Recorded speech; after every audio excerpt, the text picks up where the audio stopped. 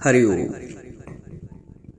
जब तुझसे न सुलझे तेरे उलझे हुए धंधे, भगवान के इंसाफ पे सब छोड़ दे बंदे। तेरी हर मुश्किलें आसान करेगा, जो तू न कर सका वो भगवान करेगा। जब बहुत उलझन हो दिमाग में, कहीं रास्ता दिख ना रहा हो, मन व्यथित हो, तो एक सीधा सा रास्ता है कि भगवान की शरण में चले जाओ, अपने गुरु की शरण में चले जाओ, जहां भी तुम्हारा भाव टिकता हो।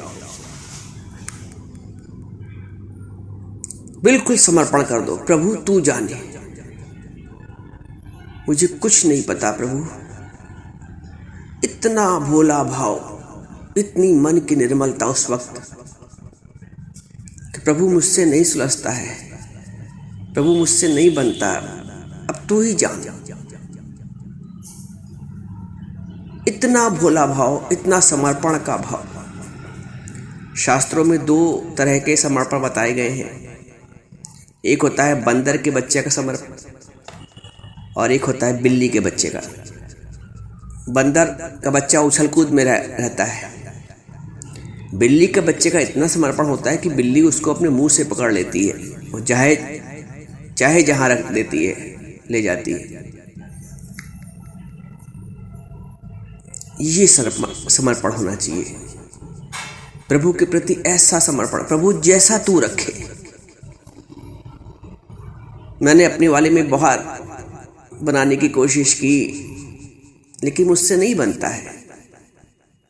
प्रभु के आगे झुक जाओ बिल्कुल। दुनिया में तो तुम कभी झुक नहीं पाए किसी से, इसलिए किसी से बनी नहीं। कम से कम प्रभु के आगे तो झुक जाओ। उसके आगे तो अपना अहंकार तोड़ दो। जो तुध भावे साईं भली का, तेरा भाणा मीठा लागे। हे प्रभु, जो तूने रच दिया है वही सही है, क्योंकि मेरी रची में मजा नहीं है। जो तुध भावे, जो प्रभु आपको भाता है, साईं भली कार, वो ही मेरे लिए भला है। तेरे फूलों से भी प्यार, तेरे कांटों से भी प्यार। जो भी देना चाहे दे दे, दुनिया के पालनहार, दुनिया के करतार। एक दिन ऐसा समर्पण करके देखो, तुम्हें कितना हल्का लगेगा। सारे बोझ तुम्हारे कंधे से उतर जाएंगे।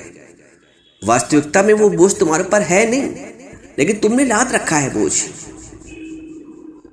सच भी यही है कि वो बोझ तुम्हारे ऊपर नहीं है। उसकी सहन करने की शक्ति भी तुम्हारे में नहीं है, अगर परमात्मा सहन शक्ति ना दे तो अपने आप को इतना ढीला छोड़ दो। प्रभु तुम जानो। खाली तुम बोलते हो तेरा तुझको अर्पण क्या लागे मेरा। गुरु को अपनी चिंताओं की टोकरी पकड़ा दो। अब मैं नहीं संभाल सकता।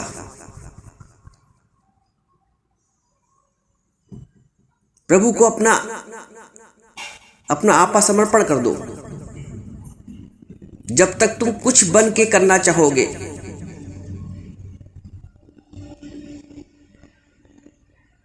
तब तक वो काम ठीक नहीं होगा। छोटा बच्चा जब नहीं लिख पाता है तो टीचर या माँ बाप उसको हाथ से पकड़ के लिखवाते हैं। तो तुम ऐसे बालकवत बन जाओ।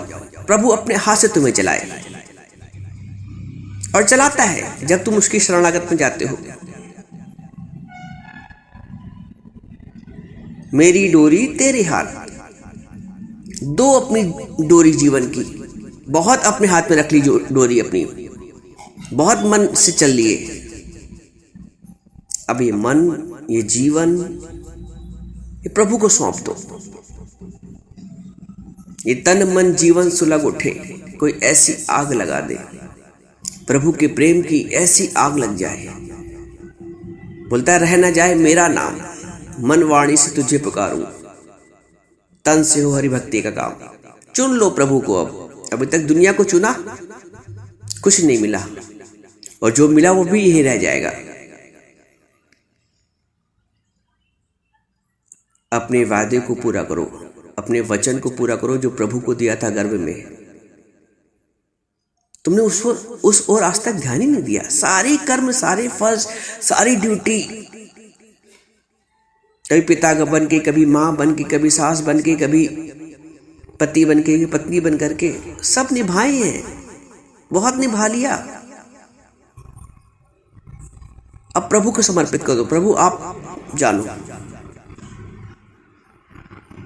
अभी तक माँ का भाव था, अब प्रभु का भाव। अभी तक पति का भाव था, प्रभु का भाव। अभी तक पत्नी का भाव था, प्रभु का भाव।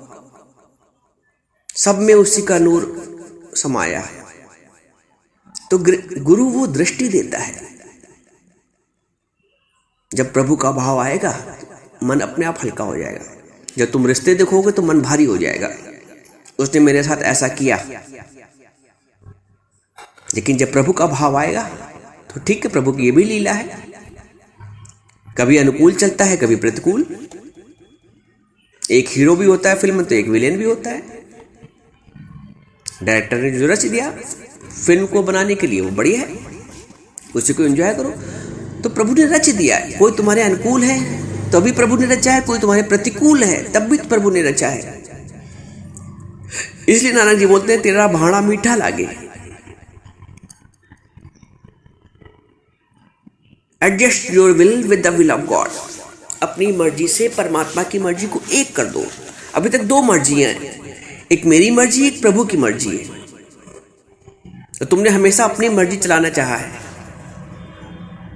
वो मर्जी का मर्ज ऐसा लग गया है कि उसका कोई इलाज नहीं कर पाया, सिर्फ गुरु के।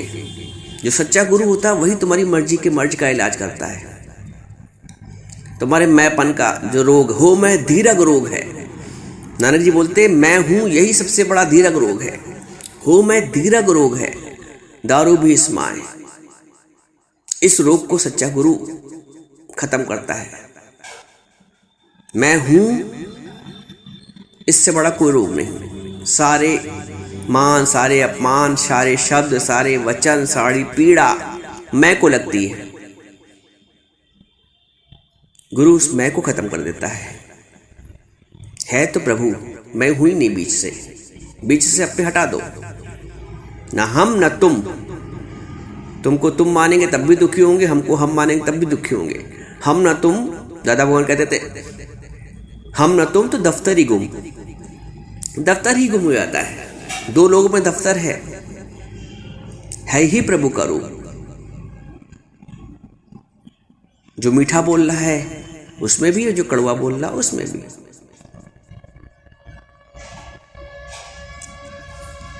ये ज्ञान है, ये गुरु से ज्ञान मिलता है कि सर्वत्र सर्व में पेखे भगवान। और जब भगवान देखोगे तो भगवान की मर्जी चलेगी। भगवान को अभी तुम खाली भगवान को बोलते आए हो, भगवान सब कहाँ है, बच्चे से पूछो वही बताएगा कण कण में। अनुभव नहीं था उसका, प्रैक्टिकल नहीं किया तुमने उसको।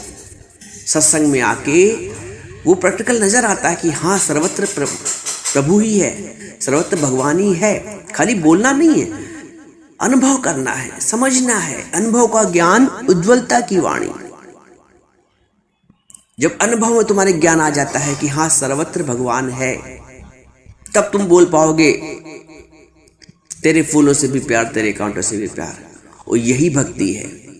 तुम ये समझते हो कि घंटी बजाना भक्ति है, पाठ करना भक्ति है, खाना ना खाना भक्ति है, जल चढ़ाना भक्ति है। इससे भगवान प्रसन्न नहीं होता है। भगवान तुम्हारे, जब अहंकार तुम्हारा जब समर्पित होता है भगवान को, जब अहंकार चढ़ाते हो अपना। इसलिए रावण का शीश काटा गया, अहंकार का शीश। तो हर व्यक्ति रावण है। जब अपना शीश दे देते हो तो राम से मुक्त, राम के हाथों मुक्ति होती है। जब तक ये अहंकार है वो रावण जीवित रहेगा, जब तक ये अहंकार का शीश है। समर्पण करो भगवान को। जो पढ़ा है, जो सुना है, उसको प्रैक्टिकल करो। थ्योरी और प्रैक्टिकल दोनों के मार्क्स मिलते हैं, एक से काम नहीं चलता है। तो जीवन भर जो पढ़ा है, सुना है, उसको प्रैक्टिकल में लाने की बारी आ गई है। जो तुमसे विपरीत चल रहा है, जो तुमको अपशब्द बोल रहा है, तुम उसको प्यार करके देखो। फूल तुम्हें चुनना होता है कांटों के बीच से, तो कैसा बचा के हाथ फूल तोड़ लेते हो। तो कांटों से बच के तुम उसमें से अच्छा ही निकाल लो।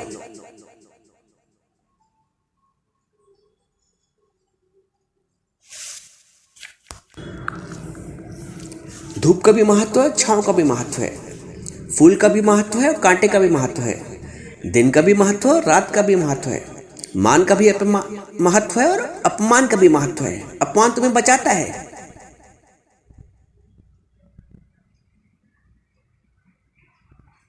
मान फंसाता है तुम्हें। प्रशंसा में, प्रसिद्धि में मीठा जहर है। अपमान कर रहा है तो तुम्हें छुड़ा रहा है जगत से, तुम्हारा मोह छुड़ा रहा है। वो जो तुमसे विपरीत चल रहा है, तुम उसमें भगवान देखो। वो तुम्हारी जगत से तुम्हारी निवृत्ति करवा रहा है, तो तुम्हारा मोह काट रहा है। जो तुम्हारा सबसे अजीज होता है, सबसे प्रिय होता है, वही तुमसे विपरीत चलता है। कारण उसका ये है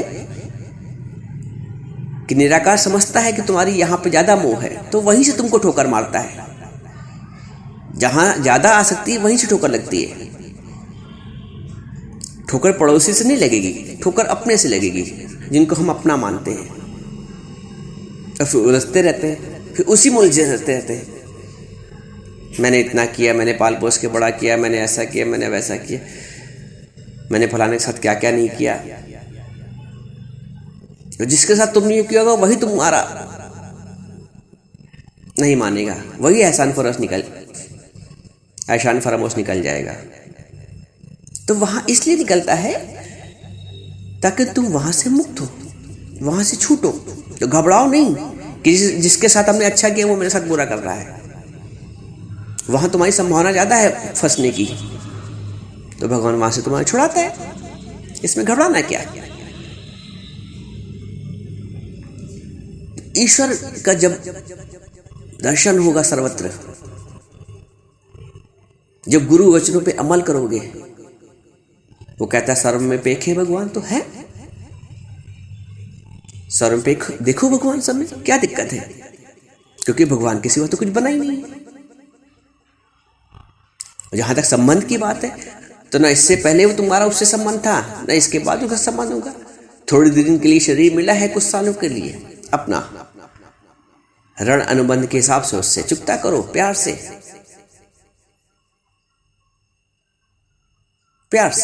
प्रेम से। तुम्हारा जो भी व्यवहार होता है वो प्रेम से होना चाहिए। प्रेम से इसलिए होगा कि तुम्हें प्रभु दिख रहा है। दुनिया वाला देखोगे, संबंधी देखोगे, नाते रिश्तेदार देखोगे, तो उस हिसाब से तुम्हारे भावना जागेगी। अच्छा होगा तो अच्छा, बुरा हो तो बुरा। लेकिन गुरु कहता है सर्वत्र परमात्मा देखो, कोई बुरा नहीं, कोई बुरा नहीं है भले मन के वास्ते। दुनिया में कोई बुरा ही नहीं है। हम नहीं चंगे, बुरा नहीं कोई। हम ही नहीं चंगे हैं, क्योंकि हमें किसी का दोष दिखता है। हम नहीं चंगे, बुरा नहीं कोई। जब ऐसी भावना आ गई ना, तो किसी का दोष नहीं दिखेगा। हम इसलिए चंगे नहीं क्योंकि हमने किसी का दोष देखा। गुरु कहता भगवान देखो, हम देखते हैं दोष, उसके अवगुण देखते हैं। जब तक अवगुण दिख रहे हैं तब तक भगवान के दर्शन कैसे होंगे? या तो अवगुण देखना छोड़ दो, या भगवान का दर्शन करना शुरू कर दो। एक ही बात है। सिक्के का ये साइड देखो तब भी वही बात है, उस साइड में देखो तब भी वही बात है। तो या तो अवगुण देखना छोड़ दो, नहीं भाई गुरु ने मना किया है, या भगवान देखना शुरू कर दो। प्रभु कहता है, गुरु कहता है सब भगवान देखो। दोनों में से एक तुम्हें करना पड़ेगा। आज से प्रैक्टिस करो कि सर्वत्र है भगवान। जो हमारे विपरीत चल रहा है उसमें भी भगवान है, जो हमारे अनुकूल चल रहे हैं उसमें भी भगवान। यही अभ्यास है, यही भक्ति है। तुम ये भक्ति करते नहीं, बाकी दुनिया की सारी भक्ति करते हो, सारे व्रत, सारे उपवास, कोई छूट न जाए। नहीं होता भगवान प्रसन्न। भगवान तुम्हारे अहंकार के समर्पण से प्रसन्न होता है। तुम अपने को प्रकट करते हो, भगवान को गुम कर देते हो। किया उसने, प्रकट तुम अपने आप को कर रहे हो, तो भगवान कैसे खुश रहेगा? आज से प्रयास करो, संकल्प लो कि भगवान को ही प्रकट हुआ, मैं अपने आप को गुम, मैं हूं नहीं, हम न तुम तो दफ्तरी गुम, है ही परमात्मा, है ही परमात्मा। ये भाव पक्का हो जाए कि है ही परमात्मा, सारी झंझट खत्म, सारी चिंताएं खत्म।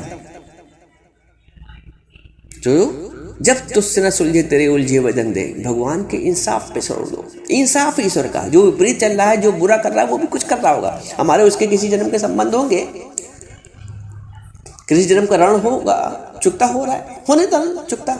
जब तक कर्ज चुकता नहीं होता तब तक शांति नहीं मिलती। तो जो विपरीत चल रहे हैं वो हमारे कर्ज चुकता कर रहे हैं, हो जाने तो खत्म, छुट्टी।